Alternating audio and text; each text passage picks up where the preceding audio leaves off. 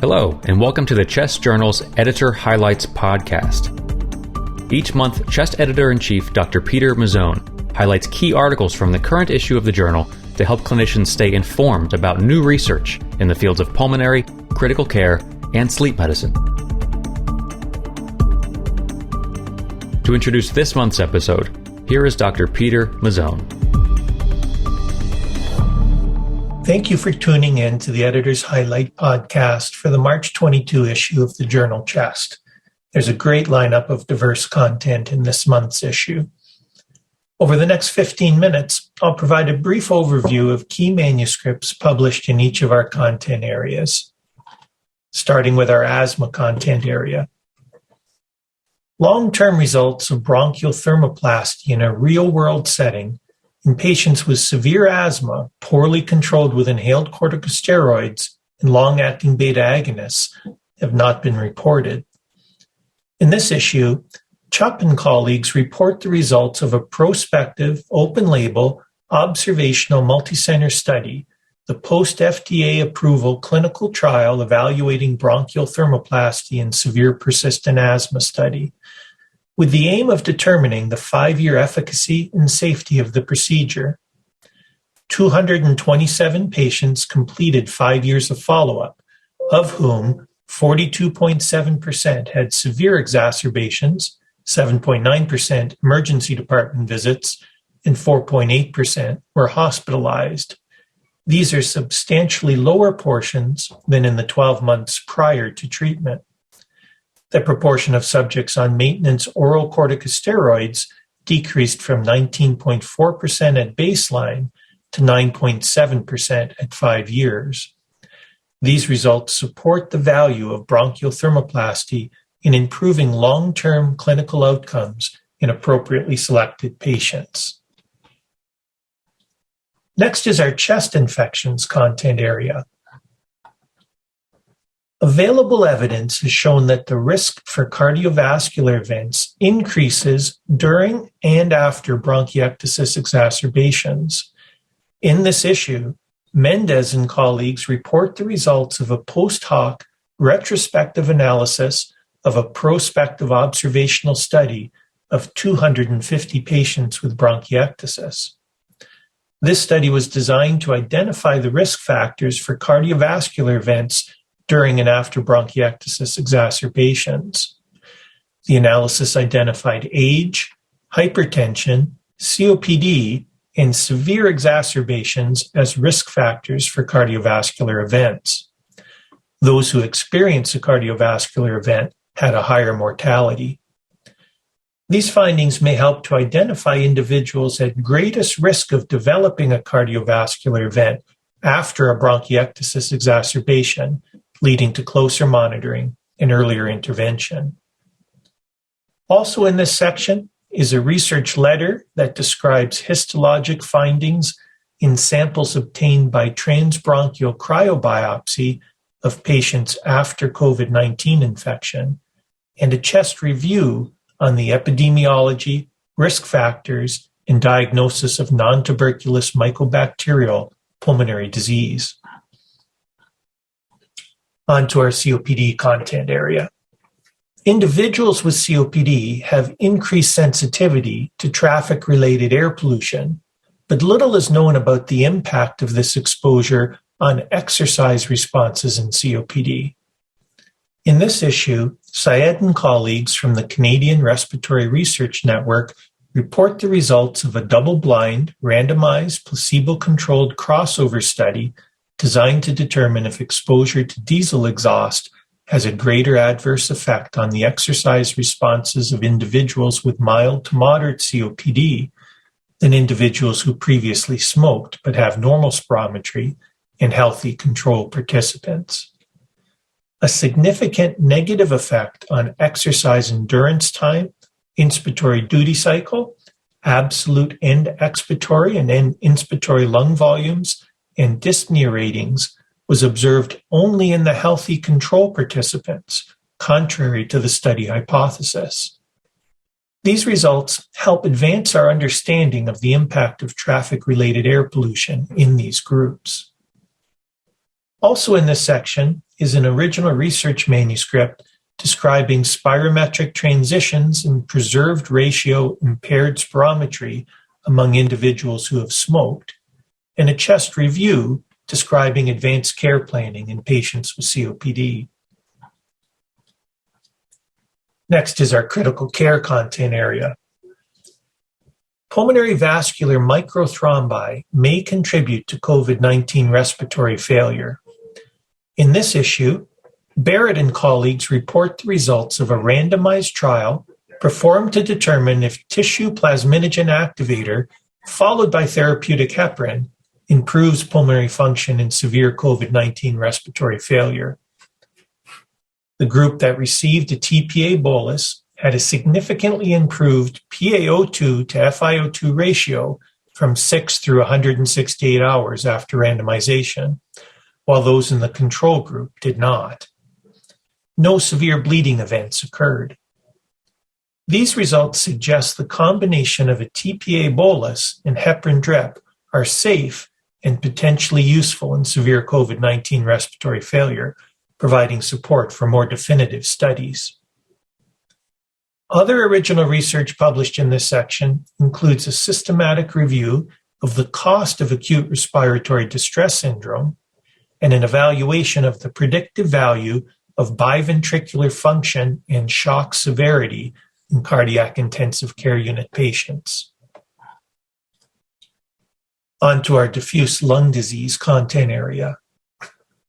The adherence to and clinical efficacy of pulmonary rehabilitation in idiopathic pulmonary fibrosis in comparison to COPD remains uncertain. In this issue, Nolan and colleagues used propensity score matching in a comparison of 163 patients with idiopathic pulmonary fibrosis and 163 with COPD in order to determine if people with idiopathic pulmonary fibrosis improve to the same extent with pulmonary rehabilitation as those with COPD. Similar pulmonary rehabilitation completion rates and improvements in exercise response were noted between the groups. Non-completion and non-response were associated with increased one-year all-cause mortality in idiopathic pulmonary fibrosis. These results add further support to the benefits of pulmonary rehabilitation in patients with idiopathic pulmonary fibrosis. Also in this section is an original research article evaluating the diagnostic performance of electronic nose technology in sarcoidosis and a research letter describing the presenting features and clinical course of chronic nitrofurantoin-induced lung toxicity. Our education and clinical practice content area is next. Expiratory muscle weakness and impaired airway clearance are early signs of respiratory dysfunction in Duchenne muscular dystrophy. Little is known about expiratory muscle pathology and its relationship to cough and airway clearance capacity. In this issue, Barnard and colleagues attempted to address this gap in understanding by performing longitudinal MRI of the abdomen to determine the muscular fraction in 40 individuals with Duchenne muscular dystrophy. 50% replacement of the internal oblique muscle by fat occurred at a mean age of 13. This occurred more quickly in those who were not treated with corticosteroids and more slowly in those with mild phenotypes. Fat fraction values near 50% were associated with maximal expiratory pressures less than 60 centimeters of water and peak cough flows less than 270 liters per minute. These findings improve our understanding of the early phases of respiratory compromise in individuals with Duchenne muscular dystrophy and link muscle fatty infiltration to pulmonary function. Next is our pulmonary vascular content area. Direct oral anticoagulants are an alternative to low molecular weight heparin for treating cancer-associated venous thromboembolism. In this issue, Planquette and colleagues sought to determine if rivaroxaban is as efficient and safe as dalteparin in treating patients with cancer-associated venous thromboembolism.